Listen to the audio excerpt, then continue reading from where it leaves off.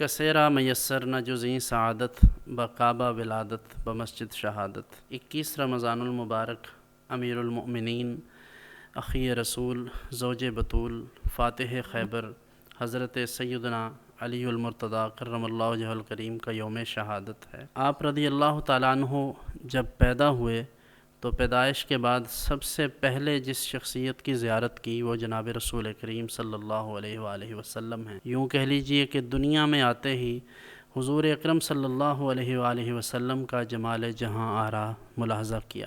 ازاں بعد نبی رحمت صلی اللہ علیہ وآلہ وسلم کے ہاں ہی زیر تربیت رہے، جو کچھ سنا حضور ہی سے سنا، جو کچھ سیکھا وہ حضور صلی اللہ علیہ وآلہ وسلم سے ہی سیکھا۔ حضور انور صلی اللہ علیہ وسلم نے ارشاد فرمایا کہ اے علی تم دنیا اور آخرت میں میرے بھائی ہو۔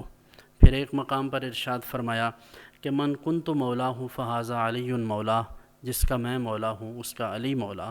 اور پھر ارشاد فرمایا کہ انا مدینۃ العلم وعلی بابھا، میں علم کا شہر ہوں اور علی اس کا دروازہ ہے۔ فتح خیبر کے موقع پر رسول اللہ صلی اللہ علیہ وآلہ وسلم نے اعلان فرمایا کہ کل میں جھنڈا اس شخص کے ہاتھ میں دوں گا جو اللہ اور اس کے رسول سے محبت کرتا ہے اور اللہ اور اس کا رسول بھی اس سے محبت کرتے ہیں۔ چنانچہ اگلے روز حضور اکرم صلی اللہ علیہ وآلہ وسلم نے جب طلب فرمایا حضرت علی کو، وہ حاضر خدمت ہوئے تو حضور نے انہیں جھنڈا عطا فرمایا اور اللہ تعالیٰ نے انہی کے سبب اہل اسلام کو فتح سے نوازا۔ اعلیٰ حضرت فاضل بریلوی آپ کی خدمت اقدس میں بئیں الفاظ خراج عقیدت پیش کرتے ہیں۔